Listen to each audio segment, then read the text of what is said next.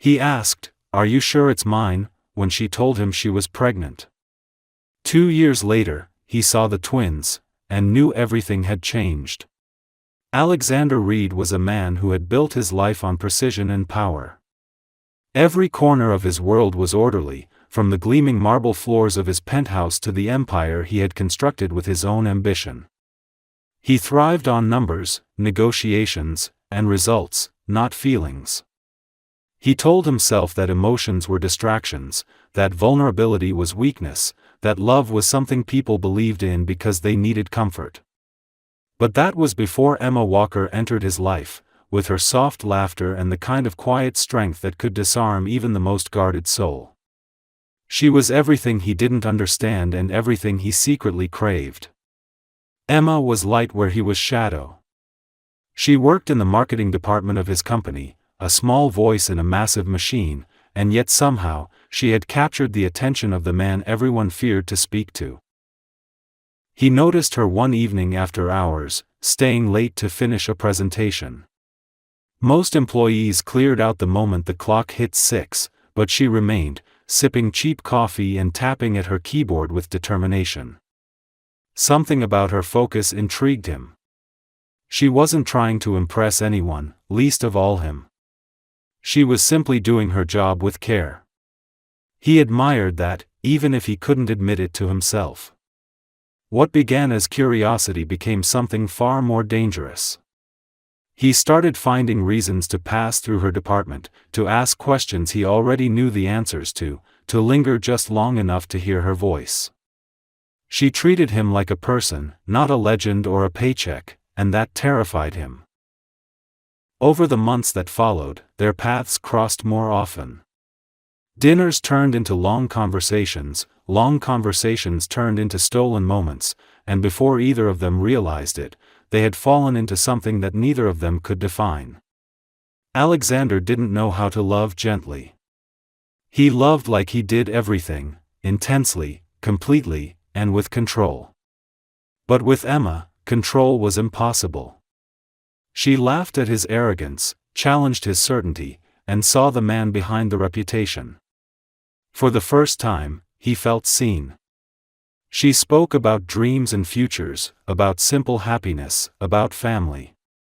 He had never thought about children before, never considered the softness of that kind of life, but when she talked about it, it didn't seem frightening. It seemed almost beautiful. But love is fragile when built on two different worlds. As their relationship deepened, whispers spread through his company. People talked about the boss and the girl from marketing, about impropriety, about scandal. He hated it. It made him feel exposed, vulnerable, and angry. He didn't like being the subject of gossip.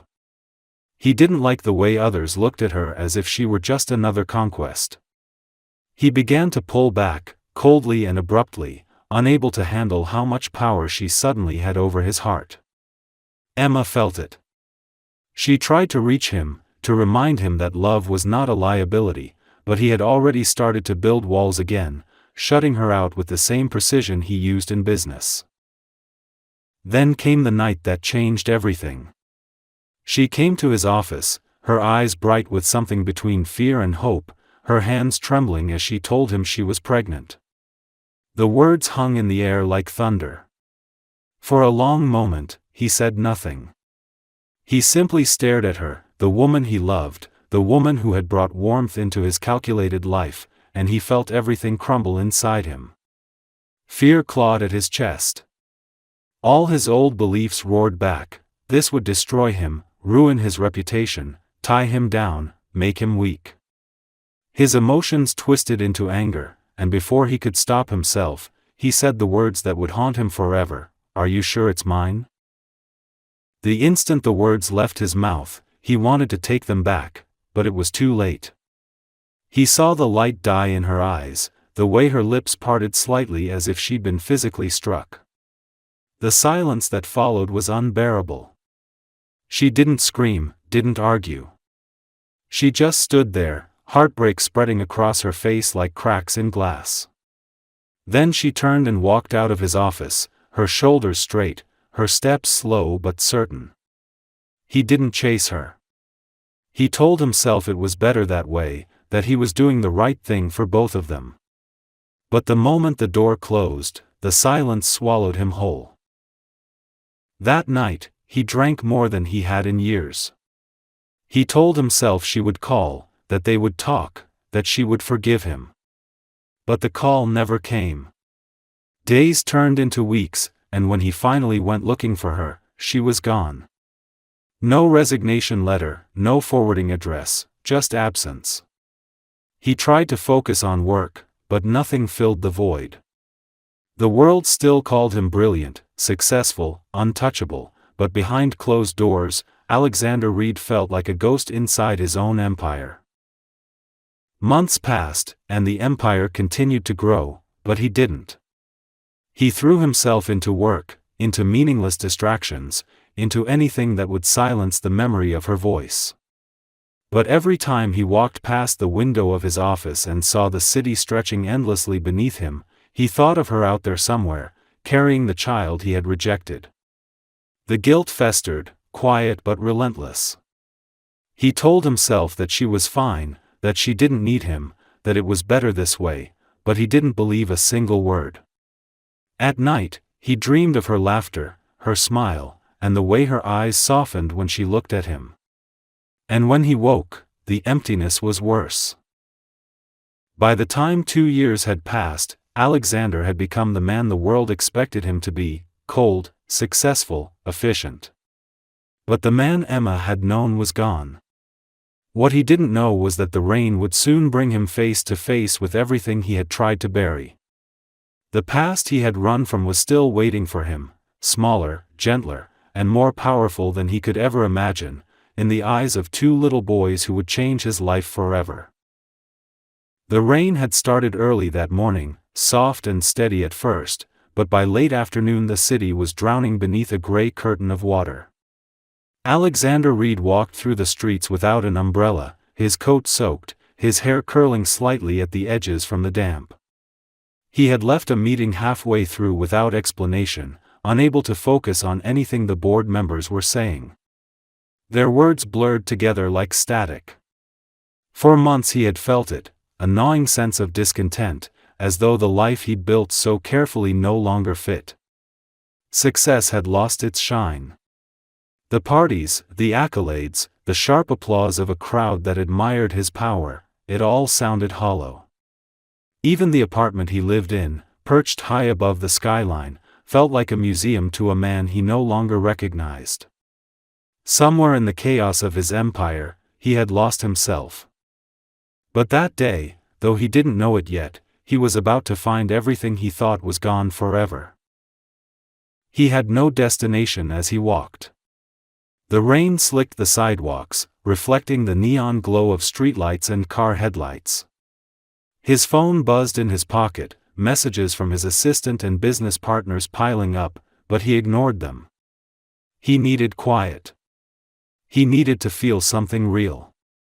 The scent of rain mixed with the faint aroma of roasted coffee from a nearby cafe, and for a moment, he thought about going in to escape the downpour.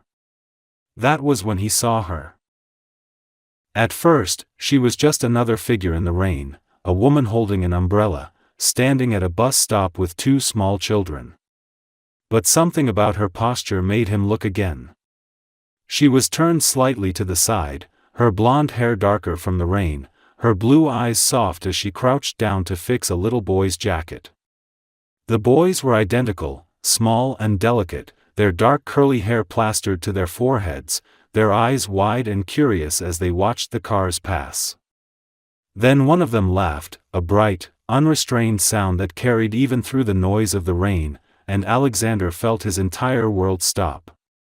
The sound was familiar, achingly so, and when he looked closer, it was as if lightning had struck him. It was her. It was Emma. For a moment, he thought he was imagining it. The rain blurred his vision, but when she stood and turned, he knew. Her face had changed slightly, thinner, more mature, a shadow of tiredness beneath her eyes, but it was her. The woman he had driven away, the woman who had haunted his every restless night.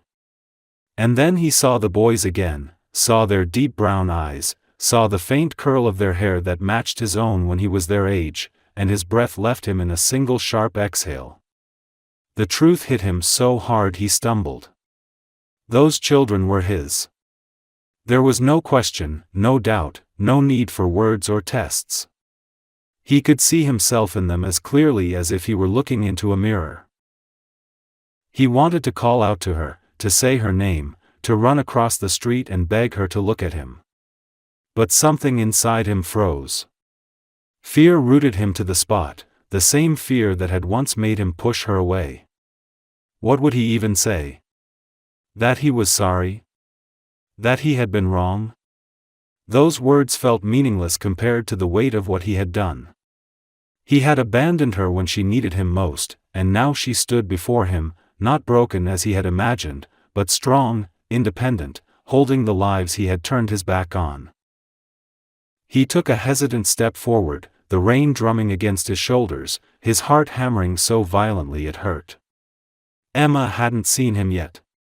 She was smiling down at one of the boys, who had dropped a small toy car into a puddle. She knelt to pick it up, her laugh soft and full of warmth, and for a moment, Alexander couldn't breathe. That sound, her laughter, had once filled his apartment, echoing in the spaces between late-night conversations and whispered promises. Hearing it again felt like being dragged back through time, to a life he had destroyed with his own arrogance. Then she looked up. Their eyes met through the rain. For a second, neither of them moved. The noise of the street vanished. The only sound left was the relentless rhythm of the rain, hitting the pavement like a heartbeat. Her expression shifted from confusion to disbelief, and then to something colder. Her lips parted slightly, and he could see the moment recognition hit her like a blade. The warmth disappeared from her eyes, replaced by something sharp, something that made his chest tighten painfully. Without a word, she grabbed the boy's hands, turning as if to leave. That small movement shattered his paralysis.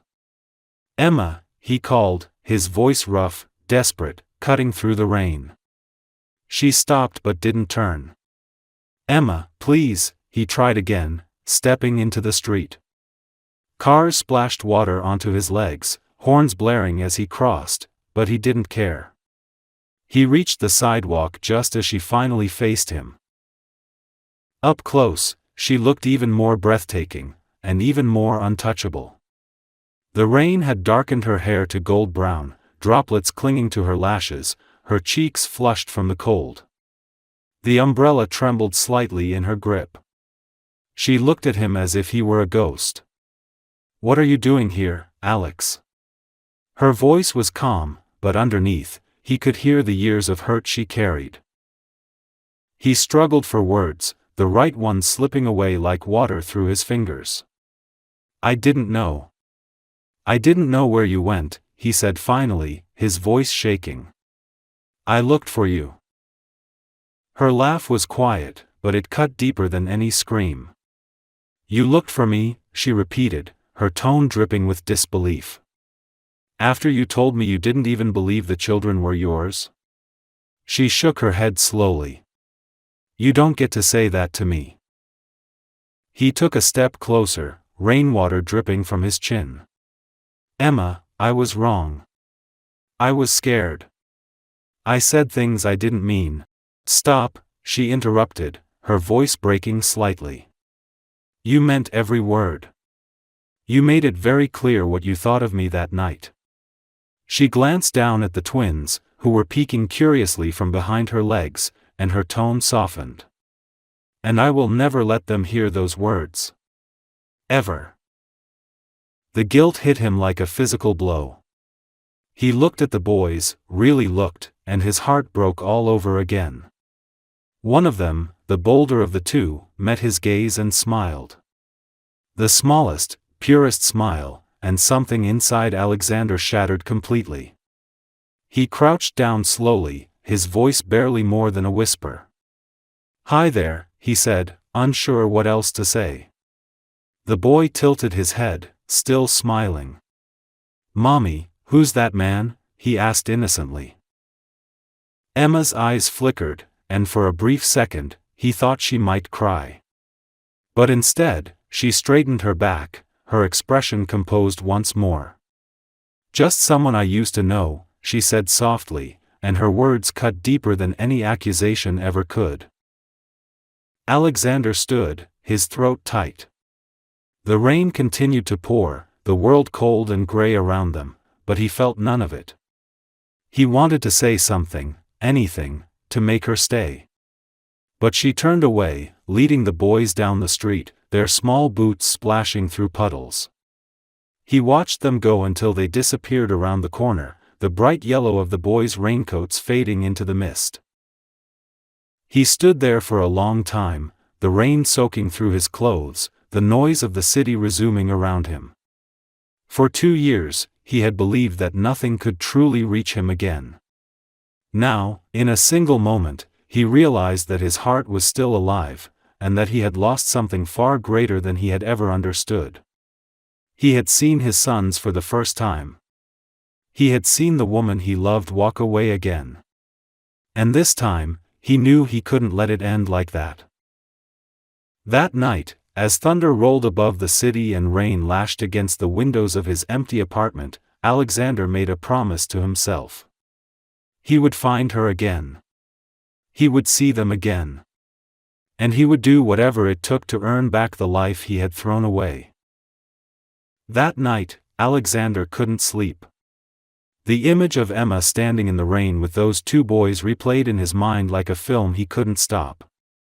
Every detail was burned into him, the way her hair clung to her face, the sound of her voice when she told him to stop, the look in her eyes when their child had asked who he was.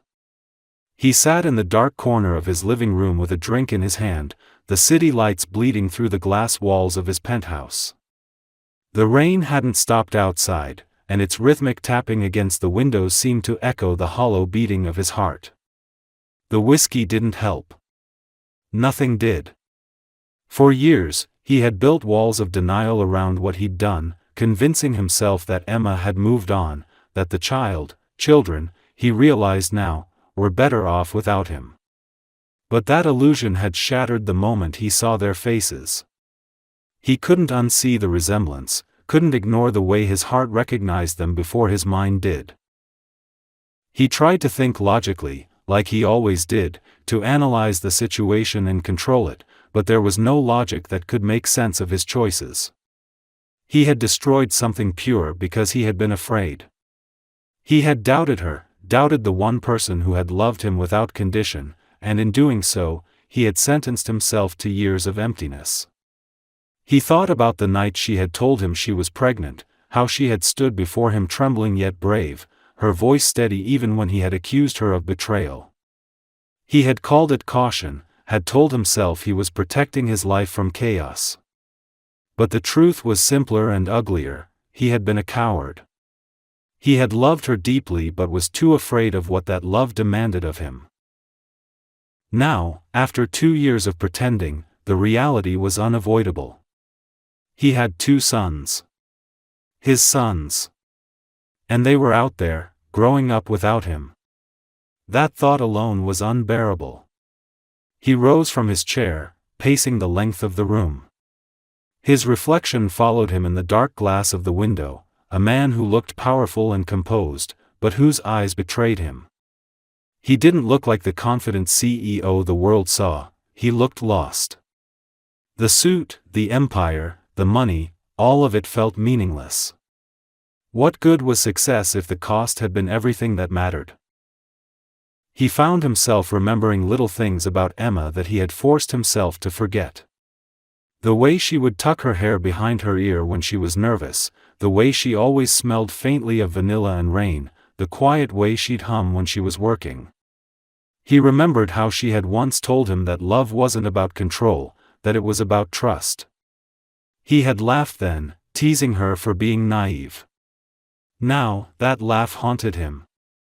He would have given anything to go back and hold her instead of pushing her away. He couldn't stay still. By dawn, he was out of the apartment, driving through the city with no clear direction. The streets were wet, glistening in the weak morning light. He stopped at the same cafe near where he had seen her the day before, half hoping she might appear again, even though he knew it was unlikely. The memory of her walking away felt like a fresh wound, and yet it was the only thing that made him feel alive. He sat at a corner table, his coffee growing cold, his thoughts restless. For the first time in his life, he wasn't thinking about strategy or image or control. He was thinking about how to make things right, though he had no idea how. When he finally returned to his office, his assistant was waiting with a stack of papers and a list of meetings.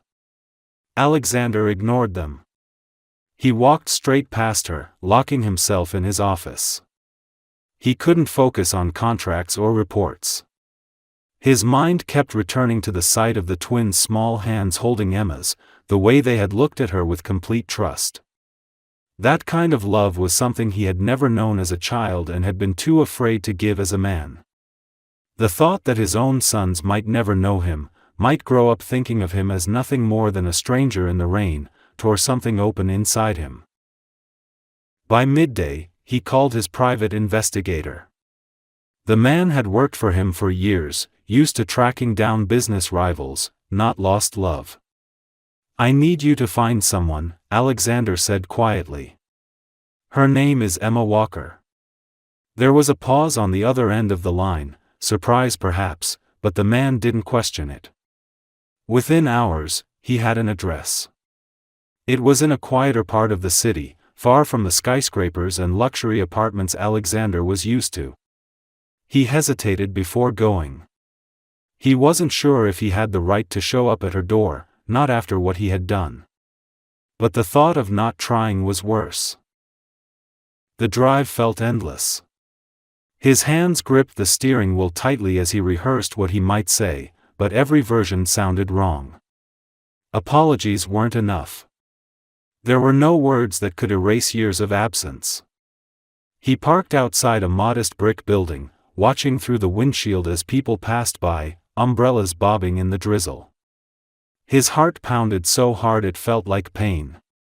He almost turned back, but then he saw movement in one of the windows, a flicker of blonde hair, a small child's laugh, and he knew he couldn't leave. He got out of the car, his pulse racing, but halfway to the door, he stopped. Through the glass, he saw them. Emma sat at the kitchen table, her hair pulled back, wearing a soft sweater that made her look even more beautiful than he remembered. The twins were there too, one on her lap, the other scribbling on a piece of paper with a crayon. The sight of them together hit him harder than anything else had. It wasn't just guilt now, it was awe. They were happy. Peaceful. Whole. And he realized that maybe, just maybe, his presence could ruin that. He had always been the storm in her life. What if showing up again only brought her more pain? He stood there for a long time, the rain soaking through his clothes again, his heart warring with itself. For the first time in years, he didn't know what to do.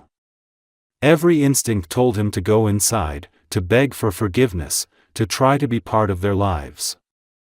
But another voice whispered that she didn't need him anymore, that he had already done enough damage. He turned back toward his car, his chest heavy with conflict, when he heard the door open. "Alex?" Her voice was soft, hesitant, but unmistakable.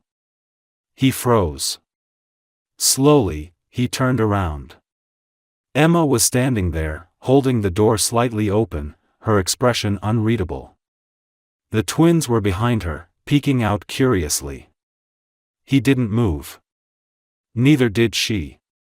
The air between them was charged with everything they hadn't said. "I didn't mean to come here," he said finally, his voice barely audible. "I just wanted to make sure you were okay."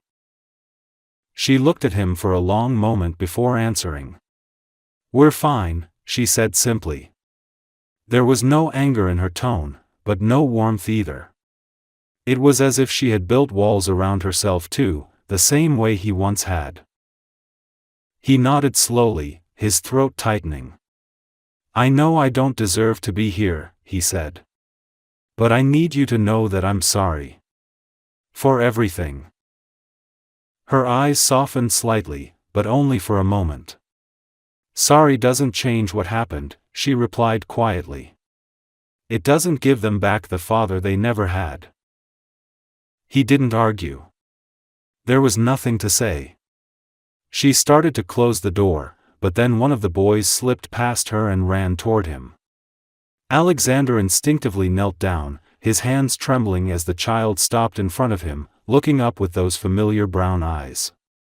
"Hi," the boy said shyly. "I'm Liam." The sound of that tiny voice broke him. He swallowed hard, blinking back tears. "Hi, Liam," he said softly. "It's nice to meet you." Emma stood in the doorway, her eyes glistening, torn between pulling her son back and letting him stay. In that moment, Alexander didn't reach out, didn't try to take or claim. He simply looked at the little boy, memorizing his face, and whispered, "You have no idea how much I've missed you." He didn't stay long after that.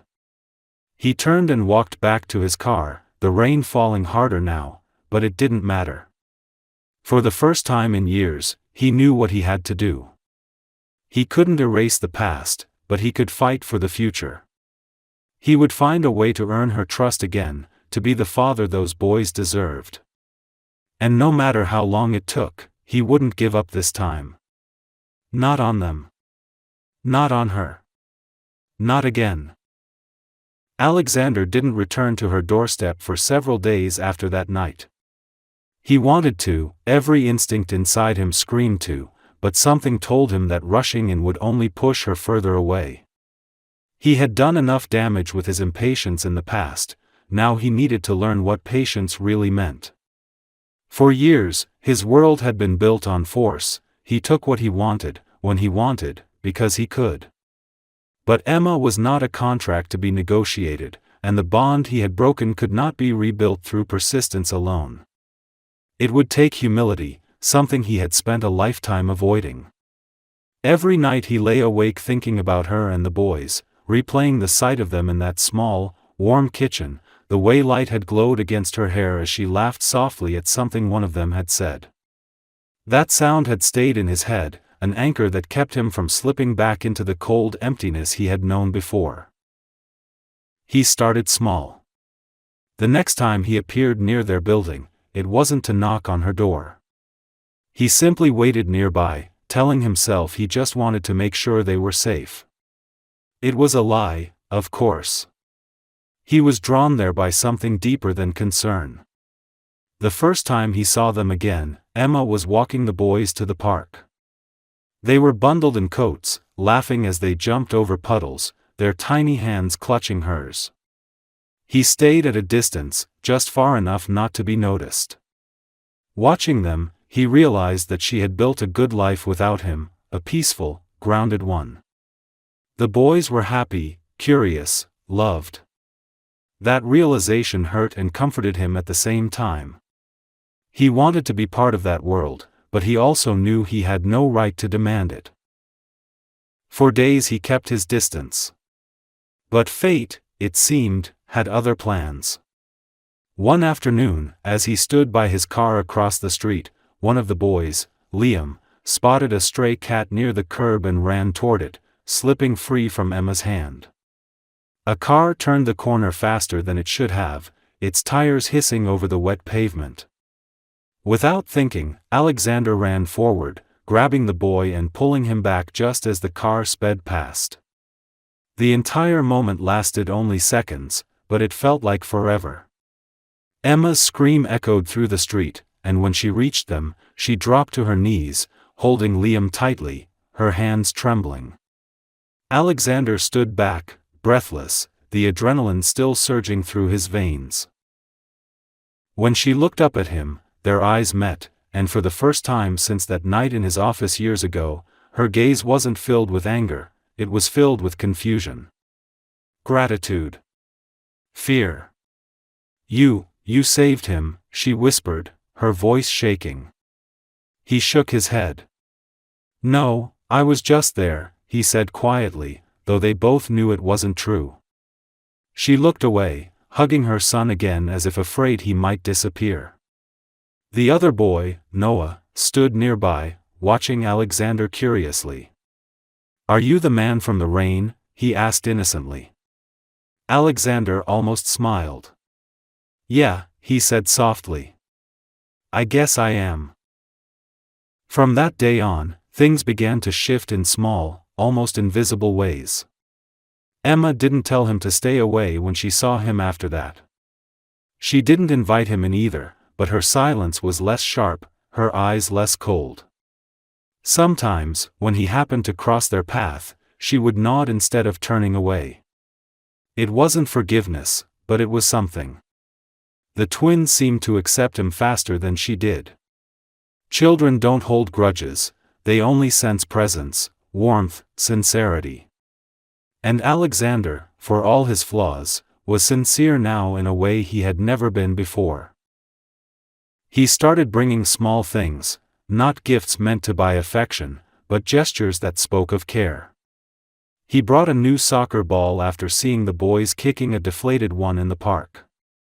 He repaired the broken latch on the gate of the small playground behind their building one morning before they arrived. When he noticed Emma struggling with groceries one afternoon, he offered to help carry them.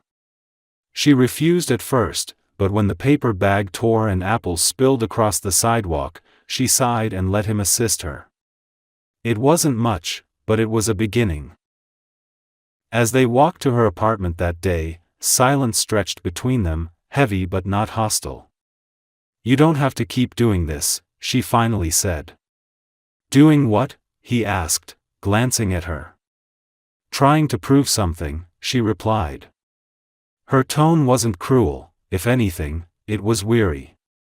"You don't owe me anything anymore, Alex." He stopped walking, the words hitting harder than she probably intended. "I owe you everything," he said quietly. "And I owe them even more." Inside, the twins had already run ahead, laughing as they kicked off their shoes. Emma lingered near the door, clearly unsure whether to ask him to stay or tell him to leave. He turned to go, sensing her discomfort, but Noah ran back, tugging at his sleeve. "Can you read us a story?" the boy asked, holding up a picture book. Alexander froze. He glanced at Emma, who stood there hesitating, her lips parted slightly. After a moment, she nodded, just once. He sat down on the small couch in the living room, the boys curling up beside him, their warm weight pressing against his arms. His voice was a little unsteady at first, but as he read, it grew stronger, steadier. Emma stood by the kitchen counter, pretending to tidy up, but she was listening. She couldn't help it. The sound of his voice carried through the small space, rich and deep, and for the first time in years, the apartment felt full, not just of sound, but of something alive. When the story ended, both boys were already dozing, their heads resting on his shoulders. He didn't move, afraid to break the moment. When Emma finally spoke, her voice was softer than he had ever heard it. "They like you," she said. He looked up, meeting her gaze. "I like them too," he replied. "They're incredible." She folded her arms, her expression unreadable. "They're mine," she said quietly, not as a threat but as a reminder. "I know," he said. "But they're part of me too." He left soon after, careful not to wake the boys.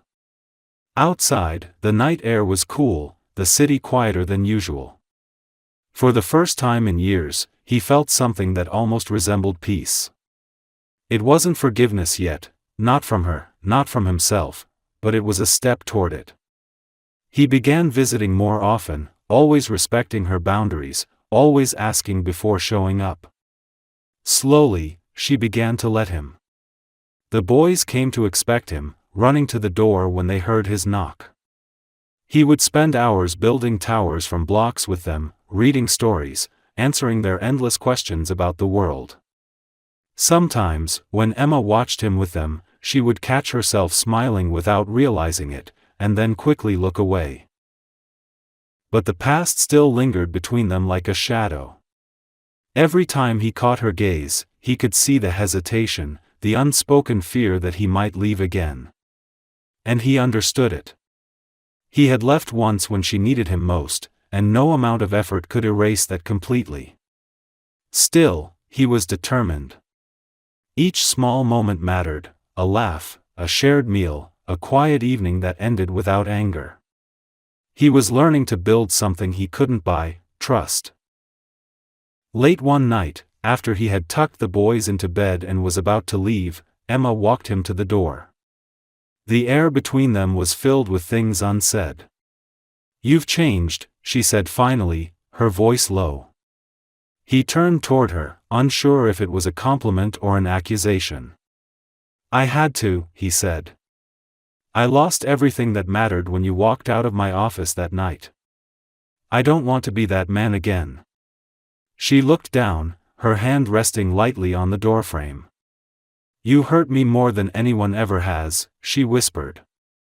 "And yet, part of me wants to believe you." He stepped closer but didn't touch her. "Then let me prove it," he said quietly. "Not with words. Just time." For a moment, she didn't move, didn't speak. Then she nodded once, her eyes glistening. "Time," she echoed. It wasn't forgiveness. But it was hope. And that night, as he walked away beneath the soft glow of the streetlights, Alexander realized that hope was enough to keep him moving forward.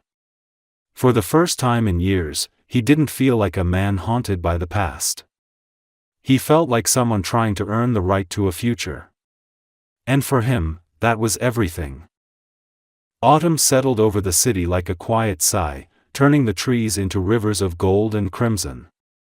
It had been months since Alexander had first seen Emma and the boys again, and in that time, the sharp edges between them had begun to dull. Things were not fixed, not yet, but there was a fragile peace forming between them, the kind that had to be handled with care or it would shatter. Alexander visited often now, never without permission. He learned to respect the rhythm of their lives, to enter their world as a guest, not as someone entitled to it. And somehow, that restraint made his presence mean more. The twins had accepted him fully, without hesitation. Every time he appeared, they ran to him with bright smiles, their small arms wrapping around his legs. Their trust was pure, undeserved, and it humbled him in a way nothing else ever had. Emma, however, remained cautious. She no longer looked at him with anger, but there was a quiet distance in her eyes that spoke of caution, of wounds not yet healed. He didn't blame her. He knew that for years she had raised those boys alone, carried their fears, their laughter, their nights of sickness and days of joy without anyone beside her. The thought filled him with a deep, aching guilt, but also admiration. She had done it all, and she had done it well. One crisp Saturday morning, Alexander took the boys to the park while Emma stayed behind to catch up on some work. It was the first time she had trusted him to be alone with them, and he treated that trust as if it were sacred. He held their small hands as they crossed streets, listened to their endless chatter about bugs and superheroes, and watched them run through the fallen leaves, their laughter ringing through the air. For the first time in a very long time, he felt something he hadn't even realized he missed: joy. Simple, uncalculated, unearned joy. The kind that comes not from success, but from belonging. He pushed them on the swings, pretending to complain about how heavy they were, making them laugh until they were breathless. When they asked for ice cream even though the air was cold enough to see their breath, he said yes, because he couldn't bring himself to say no to those bright, expectant eyes. Sitting on the park bench between them, watching them eat while getting more ice cream on their gloves than in their mouths, he felt something stir deep inside him, a sense of being home. He realized, with quiet certainty, that this was what life was supposed to feel like. Not endless meetings or grand success, not the applause of strangers, but this: muddy shoes, sticky fingers, laughter. He had missed all of it, and he would never forgive himself for that. When they returned, Emma met them at the door, her hair tied back, a pencil still tucked behind her ear. The boys ran to her, shouting over each other as they told her about their adventure. She smiled, that soft, real smile that made his chest tighten, and thanked him quietly. Later, as he helped her clean up the kitchen while the twins played in the living room, she spoke without looking at him. "They're happy when you're around," she said, her voice calm but thoughtful. He paused, unsure what to say, then nodded. "They make me happy too." She placed a plate in the cabinet and turned to face him. "I don't want them to get used to something that might disappear," she said softly. "They've lost enough without knowing it." Her words struck him like a knife, but he understood. "I'm not going anywhere," he said quietly. She looked at him for a long moment, searching his face for a lie, but found none. "I hope you mean that," she said finally, and turned away. Weeks passed, and slowly, something began to shift. The tension between them was no longer made of anger, it was something gentler now, something that came from uncertainty and unspoken longing. They began to talk more, not about the past but about the small, ordinary things that filled their days. He asked about her work, and she told him about the small design studio she had started. He listened, genuinely, admiring how she had rebuilt her life from nothing. In turn, she asked about his company, and for the first time, he admitted how hollow success had begun to feel. "It doesn't mean anything without someone to share it with," he said one evening, his voice low, his eyes fixed on the twins sleeping on the couch. There were moments, fleeting but real, when the distance between them seemed to fade completely. One night, when the boys had fallen asleep watching a movie, she brought him a blanket and a cup of tea. He took it, their fingers brushing lightly, and for an instant, the world seemed to still. Neither of them spoke, but in that silence, there was understanding. There was something fragile growing there again, something neither of them dared name. Then, as life tends to do, the peace was tested. One evening, as Alexander arrived, he found Emma sitting at the table, a letter in her hands. Her face was pale, her expression guarded. "You've been offered a position in London," she said, her voice steady. "Your assistant called while you were on your way here." He froze. He hadn't checked his messages. The offer had been in discussion for months, a merger, a chance to lead a new global branch. It was the kind of opportunity men in his position dreamed of. But now, looking at her, at the boys playing with toy cars on the floor, the thought of leaving made him feel sick. "I'm not going," he said without hesitation. Emma frowned, disbelief flickering across her face. "You can't just turn down something like that," she said. "You've worked your whole life for it." He shook his head. "I worked my whole life for something I thought I wanted," he said quietly. "And I lost what really mattered. I'm not making that mistake again." She stared at him, her eyes searching his, torn between admiration and fear. "Don't do this because of guilt," she said after a long pause. "Don't stay because you feel like you owe us something." He stepped closer, his voice firm but gentle. "I'm staying because this is where I belong." The silence that followed was thick with emotion. She didn't answer right away, didn't tell him what he wanted to hear. But something in her expression softened, a small flicker of trust returning to her eyes. He didn't push for more. He just stayed, helping her put the boys to bed, listening to their sleepy chatter, tucking the blankets under their chins. When he turned off the light, he lingered for a moment, watching them sleep. For the first time in his life, he felt like a man who finally understood what it meant to have everything he needed. Later, as he stood by the window while Emma locked up for the night, she spoke quietly from behind him. "You really changed," she said. He turned to her, his expression open, his voice steady. "You're the reason I had to." She looked down, her fingers fidgeting with the edge of her sleeve. "I don't know if I can ever forget what you said back then," she whispered. "But I see how you look at them. How you are with them. I can't deny that it means something."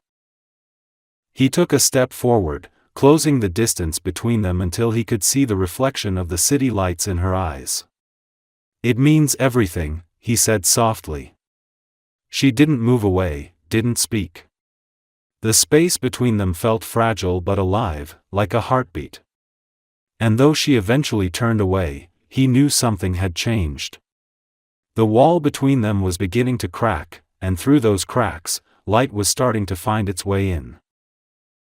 That night, as he walked home through the quiet streets, Alexander realized that he no longer felt like a visitor in their lives.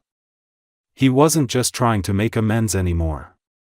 He was building something new, something stronger, built not on pride or power, but on love, patience, and time. For the first time in years, he wasn't haunted by what he had lost. He was driven by what he could still become. Winter arrived quietly that year, settling over the city with a kind of stillness that seemed to seep into everything.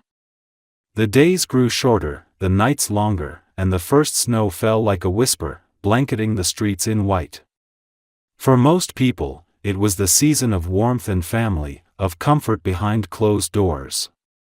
For Alexander, it was something more profound, a season of redemption, fragile and precious. His life had begun to take on a rhythm he hadn't known he was capable of, a rhythm built not around meetings or deadlines but around the soft laughter of two small boys and the quiet presence of the woman he had once destroyed.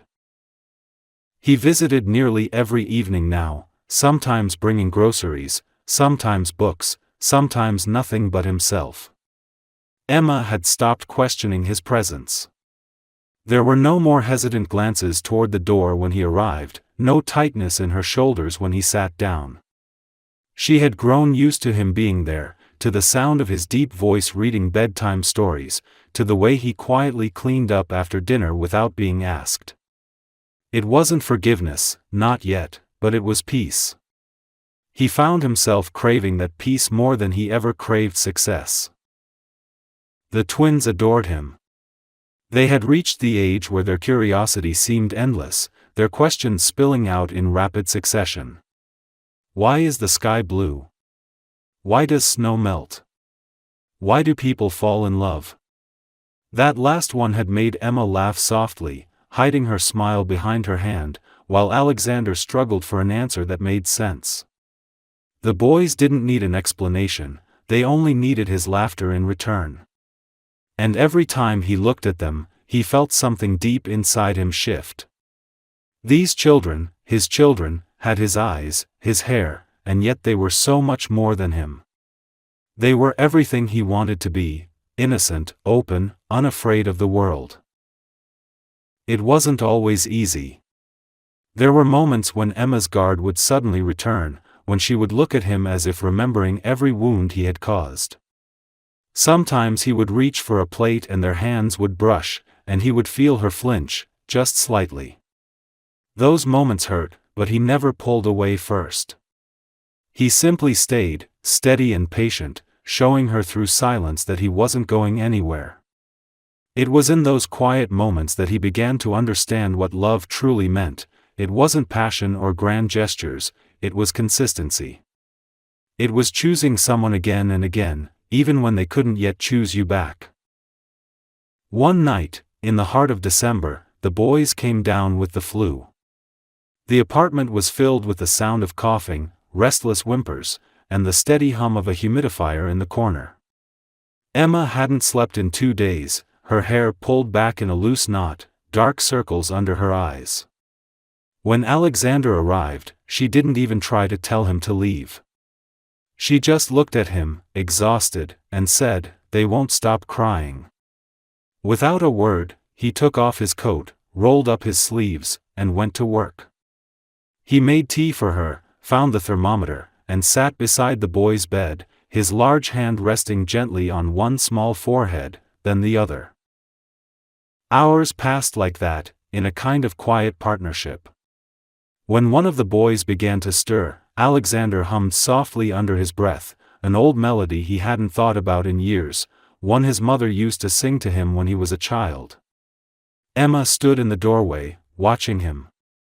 The soft light from the lamp touched his face, highlighting the lines that hadn't been there before, the tiredness in his eyes that had nothing to do with work and everything to do with love. Something inside her cracked open. For the first time, she didn't see the man who had abandoned her. She saw a father, gentle, devoted, utterly human. When dawn broke, the boys were finally sleeping peacefully. Emma sat on the couch, too tired to move. Alexander brought her a blanket and sat beside her.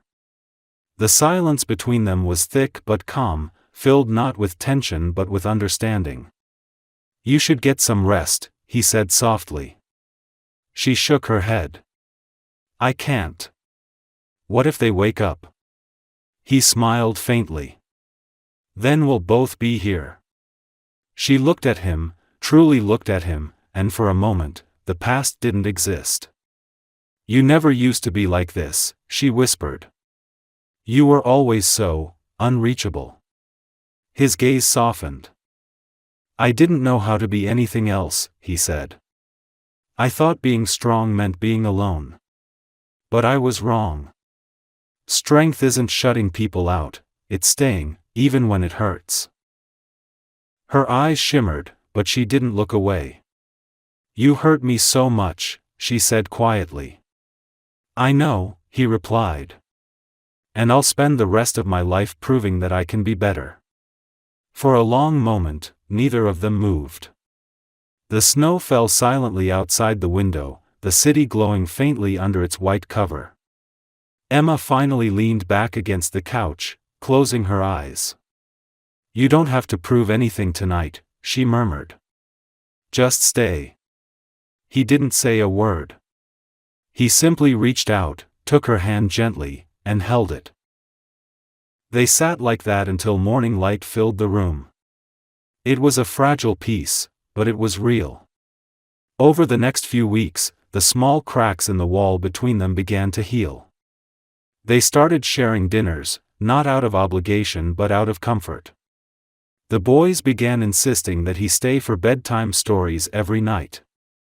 Sometimes, after the twins fell asleep, Emma would make coffee, and they would talk quietly in the kitchen, about everything and nothing, the books she was reading, the places he had traveled, the lives they might have lived if things had gone differently.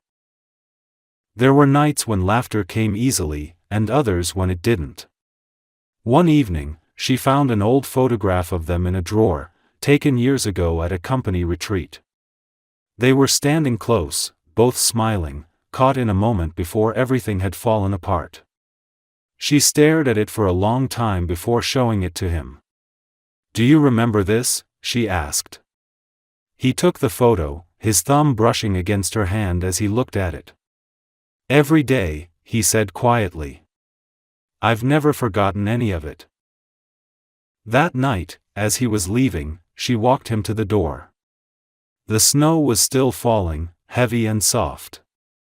He turned to say good night, but before he could, she reached up and brushed a snowflake from his hair.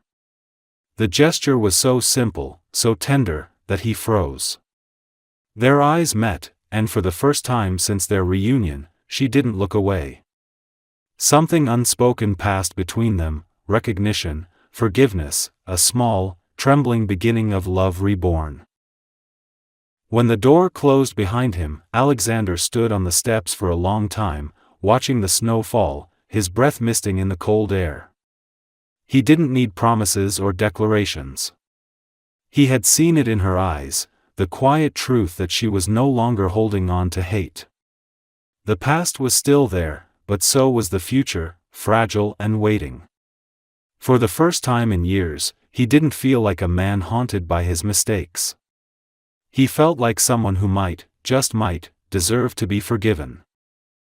That night, as he walked home through the snow-covered streets, he realized something simple but profound. Love wasn't about what he had lost, or even what he hoped to gain.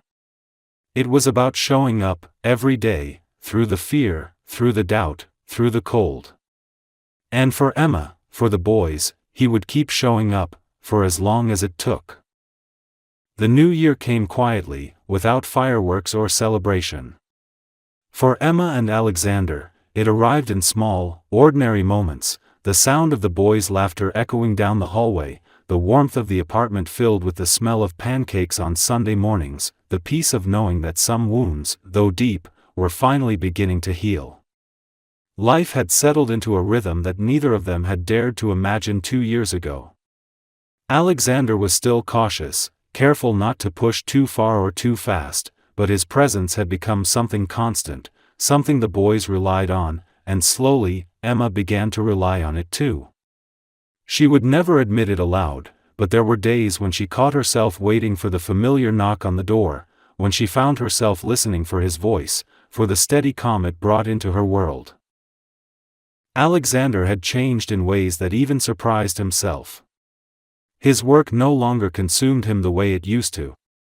He still ran his company, still made decisions that shaped futures, but his priorities had shifted entirely. He no longer measured his worth by profit margins or the headlines his name appeared in.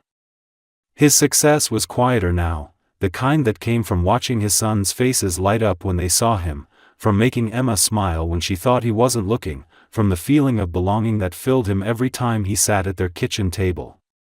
There were moments when he thought about the man he had been before, the one who believed he could live without love, and the thought filled him with both shame and gratitude.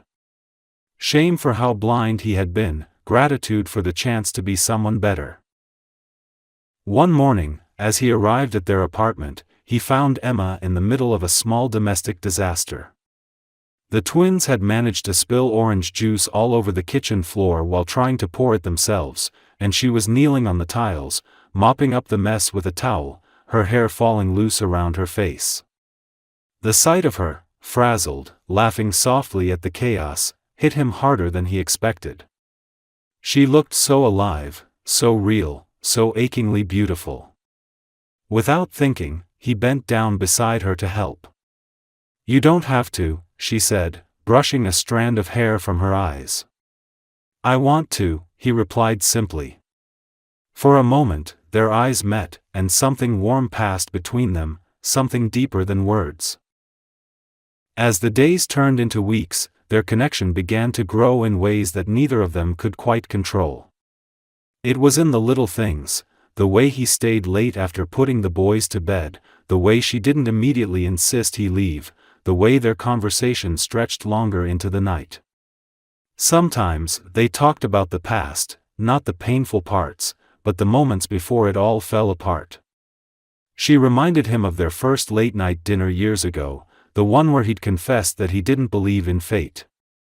He remembered it vividly, remembered how she had laughed and told him that maybe fate didn't believe in him either. Now, sitting across from her at the small kitchen table, he realized that fate had simply been waiting for him to grow up. One evening in early spring, they took the twins to the park again. The snow had melted, leaving behind patches of damp earth and the faint smell of renewal. The boys ran ahead, their laughter echoing through the trees, while Alexander and Emma walked slowly behind them. The sun was setting, casting the world in gold and rose, and for the first time, it didn't feel like they were two people trying to repair something broken. It felt like they were building something new. "Do you ever think about what might have happened if things had gone differently?" she asked quietly, her eyes fixed on the horizon. He thought for a moment before answering. "Every day," he said. "But if they had, I wouldn't have learned what love really is. I wouldn't have learned what you mean to me." She didn't respond right away, but her expression softened, her gaze flickering toward him for just a moment before returning to the boys. Later that night, when the twins had fallen asleep, she found him in the living room, sitting on the couch, lost in thought. "You should go home," she said gently. He looked up at her, his eyes tired but kind. "I don't want to," he said quietly. "This feels like home." The simplicity of the words made her heart ache. She turned away, afraid of what he might see in her eyes. "You make it sound easy," she murmured. "It's not," he replied. "But nothing worth having ever is." There was a pause, long and fragile, filled with the sound of the rain starting to fall outside. Then she said something he hadn't expected. "You can stay. Just for tonight." He didn't question it. He didn't move closer or try to take more than what she offered. He just stayed. They sat together on the couch, the sound of the rain surrounding them, the soft breathing of their sons in the next room like a promise. She rested her head on his shoulder, and he closed his eyes, afraid that if he spoke, the moment would disappear. It was the first time in years that they had allowed themselves to simply exist together without the ghosts of the past between them. From that night on, the air between them felt different. There was something unspoken but undeniable, something fragile and real. Alexander found himself smiling more easily, laughing more often. Emma, too, seemed lighter, her eyes brighter, her walls no longer impenetrable. There were still moments of hesitation, times when fear crept back into her voice or when she'd pull away after realizing how close they'd become, but those moments no longer defined them. What defined them now were the mornings when he brought coffee and helped pack the boys' lunches, the evenings when they all sat together playing board games, the quiet smiles that passed between them when no one else was looking. One night, after a particularly long day, Emma confessed something she hadn't told anyone before. "When I found out I was pregnant," she said softly, her fingers tracing the rim of her cup, "I thought I'd never stop hating you. Every time I felt them kick, every time I was scared or alone, I told myself I'd never forgive you. But then they were born, and I looked at them, and all I could think was how much they looked like you. I hated that too, at first. But then, it made me feel less alone." Her voice trembled slightly. "It's strange, isn't it? How love survives even when you try to kill it." He didn't know what to say. He just reached across the table, his hand covering hers.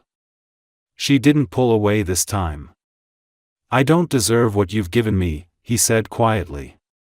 "But I'll spend the rest of my life trying to earn it."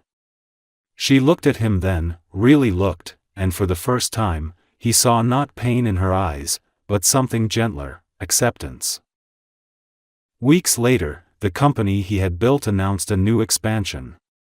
Reporters wanted interviews, investors demanded meetings, but Alexander refused to let it consume him. He made it clear to his board that family came first.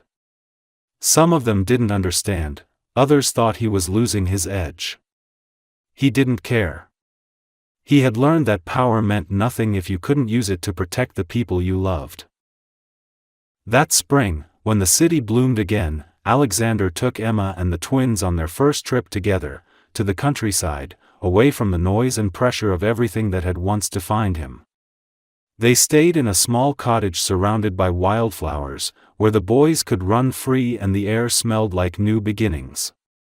One evening, as the sun dipped below the horizon and the boys chased fireflies in the garden, he turned to Emma and said quietly, "This is what I dreamed about without even realizing it." She smiled, her eyes glinting with the light of the setting sun. "And to think," she said softly, "it all started with a mistake." He shook his head. "No. It started with fear. But it's ending with love." She didn't argue. She didn't need to. The way she looked at him said enough. And when the boys came running toward them, their laughter filling the air, Emma reached for his hand without hesitation. It was warm, solid, real. In that moment, Alexander knew that whatever came next, he was exactly where he was meant to be. The summer that followed was the warmest anyone could remember. The city shimmered under golden light, and every day seemed to carry a sense of renewal, as if the world itself had decided to give Alexander and Emma another chance. By then, their lives had settled into a kind of beautiful imperfection. The boys were growing fast, curious, clever, mischievous, and their laughter filled every corner of Emma's apartment, every silence that had once felt unbearable. Alexander had all but moved in, though neither of them had spoken the words aloud. His toothbrush sat beside hers, his books were stacked on the coffee table, and his jacket hung by the door, as naturally as if it had always belonged there. He wasn't an outsider anymore. He was home. Still, not everything was effortless. There were days when the past would resurface, uninvited and sharp.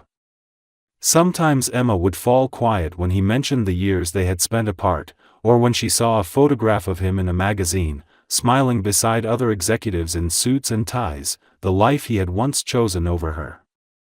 There were still nights when fear crept in, the fear that this peace was fragile, that it could be taken away at any moment.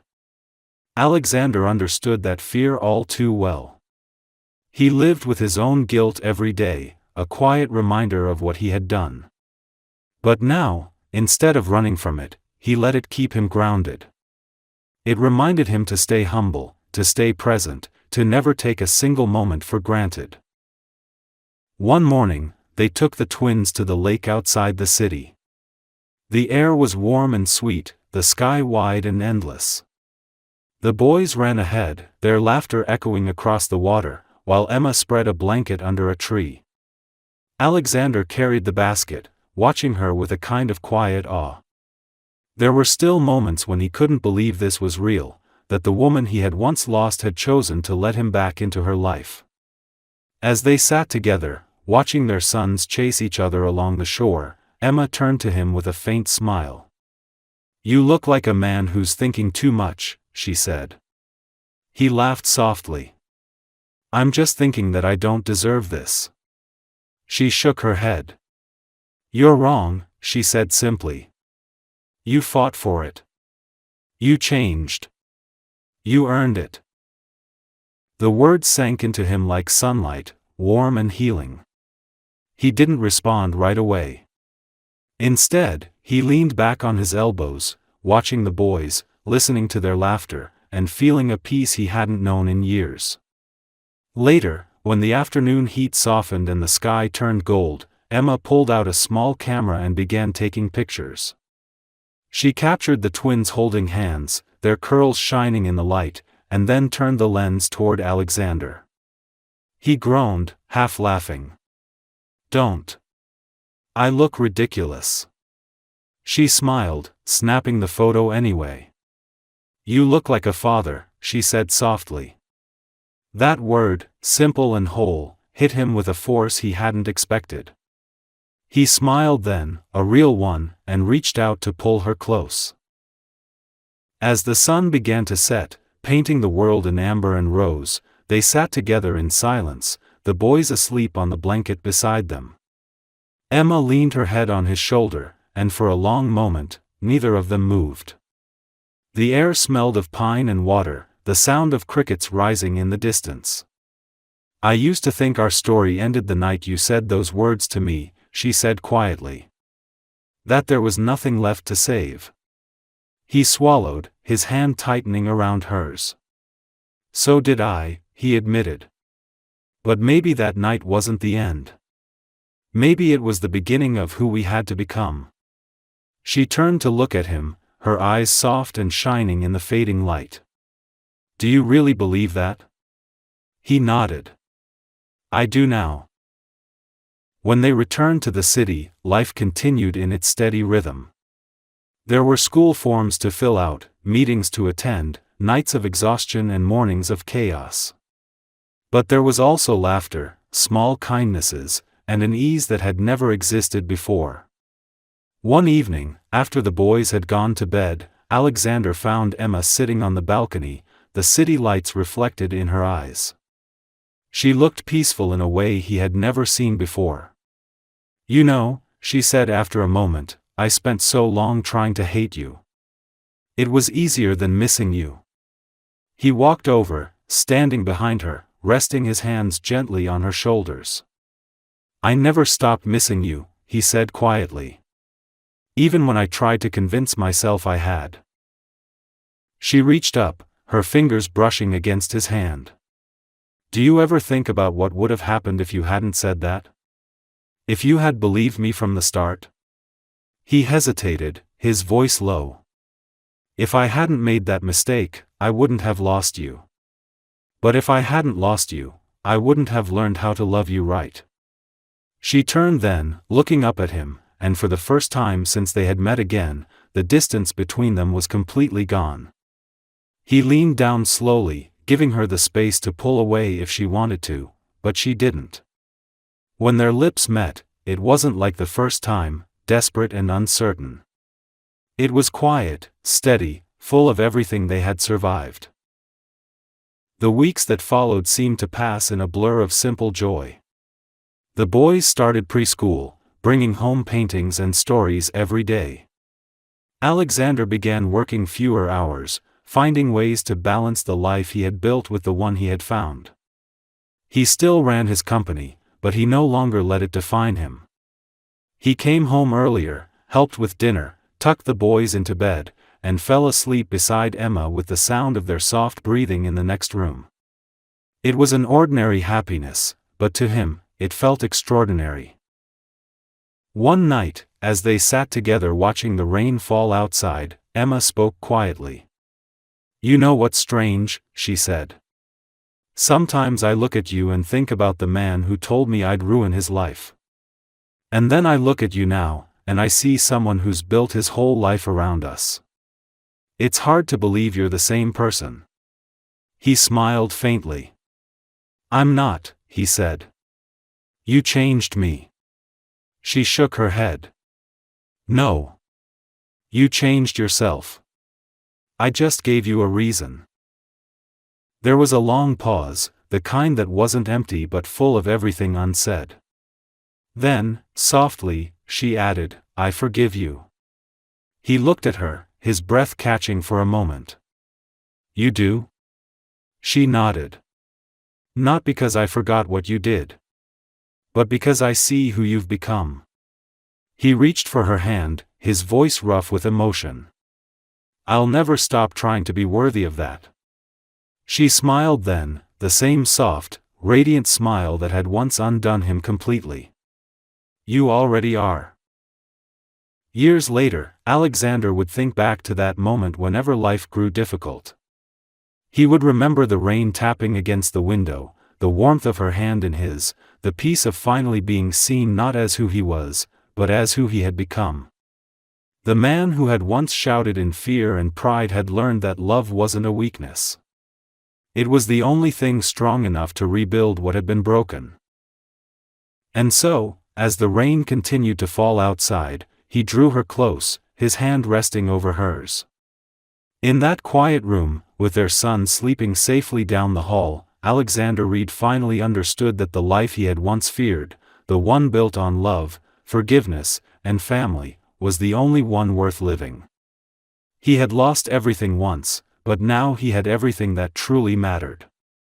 And this time, he would never let it go.